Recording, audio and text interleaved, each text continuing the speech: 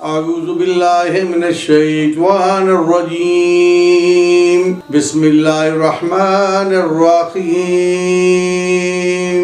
السلام علیکم ورحمۃ اللہ وبرکاتہ۔ میرا آج موضوع ہے جنات کا۔ اللہ تعالیٰ نے قرآن پاک میں 118 مقامات پہ جنات کا ذکر کیا ہے۔ جنات کا ہم انکاری نہیں کر سکتے۔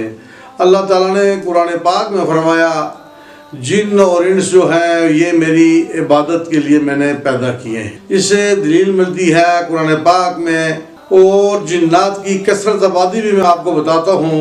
قرآن اور حدیث کی روح میں 70,000 قومیں ہیں اور 70,000 قبیلے ہیں، اور ہر قبیلے میں 70,000 افراد بستے ہیں۔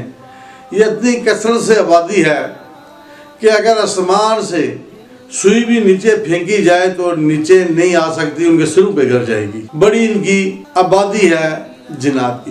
جنات کے جو لفظی معنی ہیں، لغوی معنی ہیں، وہ یہ ہیں کہ یہ وہ مخلوق ہے جو آنکھوں سے نہ نظر آنے والی ہے، تو اس کو ہم کہتے ہیں جنات۔ ابھی جنات میں 2 قسم کے جنات ہیں، ایک نیک جنات ہیں اور ایک بد شیاطین ہیں۔ نیک وہ جنات ہیں جو اللہ اور اللہ کے نبی کی احکام کی پیروی کرتے ہیں، اور جو بد جن ہیں وہ بد شیطان ہیں، وہ شیطان کی پیروی کرتے ہیں۔ ان میں بھی 2 ہیں، نیک جنات اور بد شیاطین۔ جو نیک جنات ہیں وہ صوم و صلات کے پابند ہیں، نمازیں ہماری طرح پڑھتے ہیں، سفر اور قیام کرتے ہیں، اور دن قیامت والے دن انہیں جواب دہ ہونا ہے۔ نیک جو جنات ہیں وہ نیکی طرف مائل ہوتے ہیں، جو بد شیطان ہیں وہ شیطانی عمل شیطان ان سے کرواتا ہے۔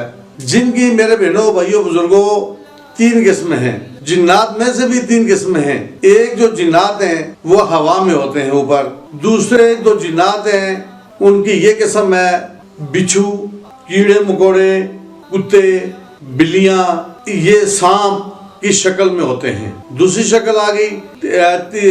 تیسری یہ ہے کہ زمین پہ قیام اور سفر کرنے والی ایک ہے مخلوق جس کو بھوت بھی کہتے ہیں۔ 3 قسم کی ہیں، ایک ہوا میں ہوتی ہیں، دوسری میں نے آپ کو بتا دی ہے کیڑے مکوڑے، بچھو، کتے، بلی اور سانپ کی ہوتی ہے، تیسری وہ مخلوق ہے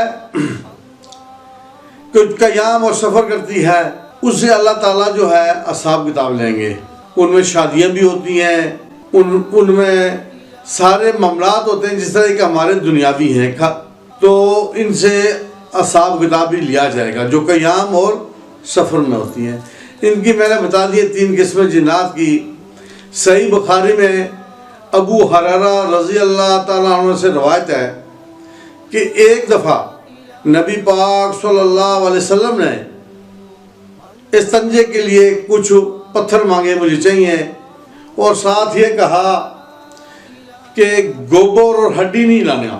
ابو ہریرہ رضی اللہ تعالیٰ عنہ کہتے ہیں کہ ہم نے نبی پاک صلی اللہ علیہ وسلم سے یہ راز دریافت کیا کہ ہڈی اور گوبر نہ لانے کی وجہ سے آپ نے فرمایا کہ یہ جو جنات آپ کے بھائی ہیں یہ ان کی خوراک ہے، اور جس ہڈی پہ اللہ کا نام لیا جاتا ہے، جس جانور کو ذبح کرتے ہیں، وہ جو ہڈی ہے اللہ تعالیٰ اس پہ گوشت بنا دیتے ہیں، اللہ کی طرف سے اس پہ گوشت آ جاتا ہے۔ یہ جنات کھاتے ہیں، جنات کی خوراک ہے۔ باقی ہے کہ گوبر جس طریقے سے یہ کتابی مسئلہ نہیں ہے، یہ میں نے بڑی تحقیق کر کے جنات سے پوچھ کے کافی سارے میں نے یہ بڑی محنت سے چیزیں اکٹھی کی ہیں۔ اور جو گوبر ہے، گوبر جیسے ہماری ایک مٹھائی ہوتی ہے، کیک ہوتا ہے، یہ بیکری کی چیزیں ہوتی ہیں، اس طریقے سے یہ ان کے لیے مٹھائی بن جاتی ہے۔ تو اللہ نے یہ جنات کی خوراک پیدا کر دی، ہڈی اور گوبر۔ ترمذی شریف میں ہے کہ ہڈی اور گوبر سے آپ استنجا نہ کریں، یہ آپ کے بھائیوں جو بھائی آپ کے جنات یہ ان کی خوراک ہے۔ مسلم شریف میں ابن مسعود رضی اللہ تعالیٰ عنہ روایت کرتے ہیں، ہر ہڈی جس میں اللہ کا نام لیا جائے وہ گوشت بن جاتی ہے، اور جانوروں کی مینگنے جو ہیں وہ مویشیوں کا چارہ جنات کا بن جاتی ہیں۔ اس کا مطلب ہے کہ جو جنات ہیں انہوں نے مویشی بھی رکھے ہوتے ہیں، جو ہمارے جانور مینگنے کرتے ہیں وہ ان کے لیے چارہ بن جاتا ہے۔ باقی جو ہے یہ جنات جو انسانوں کے ساتھ بھی چمٹتے ہیں، یہ ہم انکار نہیں کر سکتے۔ ان کا ٹھکانہ جو ہوتا ہے قبرستانوں پہ ہوتا ہے، ویران جو جگہ ہوتی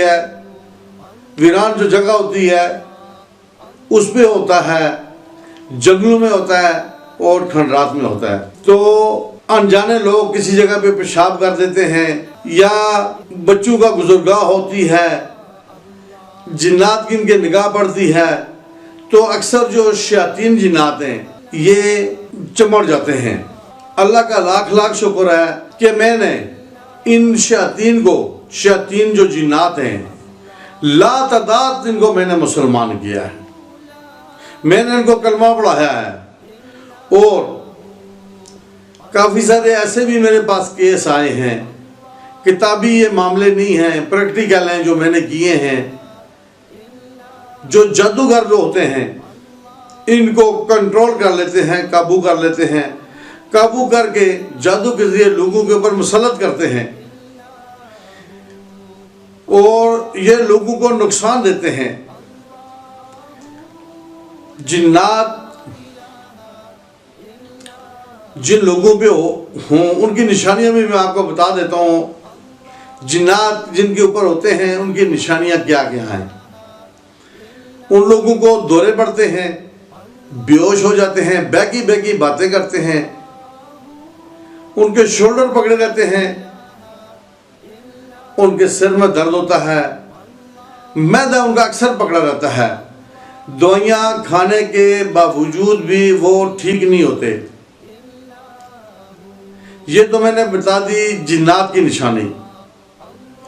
اور بذریعہ جادو بھی مسلط کرتے ہیں، قدرتی طور پہ بھی آتے ہیں۔ ابھی میں آپ کو بتاتا ہوں جادو کی نشانیاں۔ ایک عام فہم آدمی جو ہے خود اسے بغیر حساب کتاب کے اس کو پتہ چل جائے گا کہ میرے اوپر جادو ہے۔ جادو یا جس آدمی کے اوپر ہوتا ہے اس کی 4-5 موٹی موٹی علامات میں آپ کو بتاؤں گا۔ سب سے پہلے جس کے اوپر جادو ہوگا اس کے کاروبار بند ہو جاتے ہیں، جس کو کہتے ہیں بندش ہو گئی ہے۔ بالفرض کسی جگہ سے انکم آ رہی ہے تو وہ جو روپیہ پیسہ ہے اس کا ایکسٹرا لیکیج ہوتا ہے، ٹھہراؤ نہیں ہوتا، پیسہ ضائع ہو جاتا ہے، اور اس کے گھر پہ لڑائیاں شروع ہو جاتی ہیں، بے سکونی شروع ہو جاتی ہے۔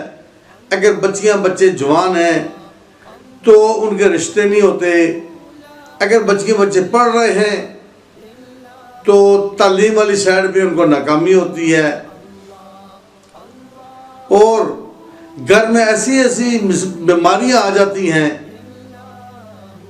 جسم ہے کوئی ہارٹ پیشنٹ بن جاتا ہے، کوئی گردے کا مریض بن جاتا ہے، کوئی نہ کوئی اس کو بیماری بن جاتی ہے۔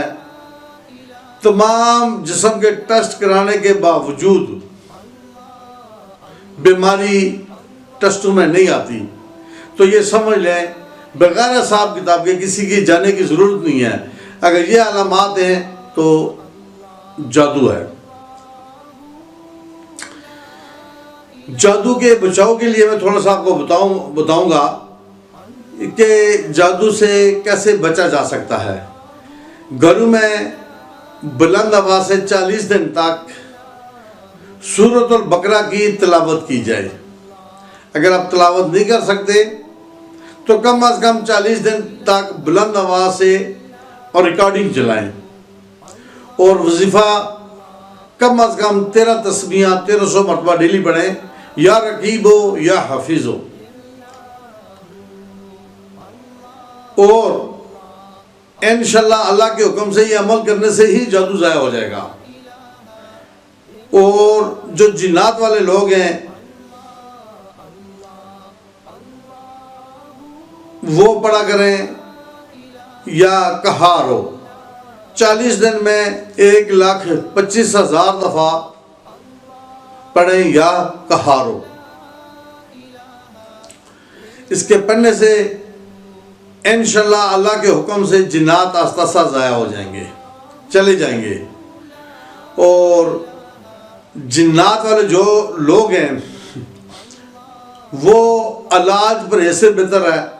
उनके लिए थोड़ी सी मैं परहेज बताऊंगा जो प्रैक्टिकल लाइफ में मैंने देखी है, लोगों के इलाज कर रहा हूँ, इससे भी लोग ठीक हो जाते हैं। जो जिन्नात वाले लोग होते हैं मैक्सिमम 95% उनका बीपी लो होता है। दवाइयाँ खाने के बावजूद भी उनको फ़र्क नहीं पड़ता। उनका वजीफ़ा मैंने बता दिया, या कहार हो। और लाल कपड़े दौराने रूहानी इलाज, परमानेंट नहीं, दौराने रूहानी इलाज, जब तक आप ठीक होते हैं काले कपड़े और सुर्ख कपड़े ना पहना करें। जिन्नात इन पे बड़े आशुक होते हैं। और फौतगी वाले घर पे आप परहेज क्या करें। जो जिन्नात वाले लोग हो जिनको जिन्नात की मर्ज है, फौतगी वाले घर पे ना जाया करें। तीसरी, चिल्ले वाले घर पे ना जाया करें। जहाँ पे कोई बच्चा किसी का पैदा हुआ वहाँ पे भी परहेज क्या करें। यहाँ पे जिन्नात जो है बड़े चिढ़ते हैं और इनको तकलीफ होती है और नमूदार होते हैं। अभी इसी मौजू को मैं ख़त्म करता हूँ, आपसे इजाज़त लेता हूँ। इंशाअल्लाह नेक्स्ट आगे एक और मौजू होगा जिन्नात के बारे में। अल्लाह हाफ़िज़। अस्सलामु अलैकुम व रहमतुल्लाहि व बरकातहू।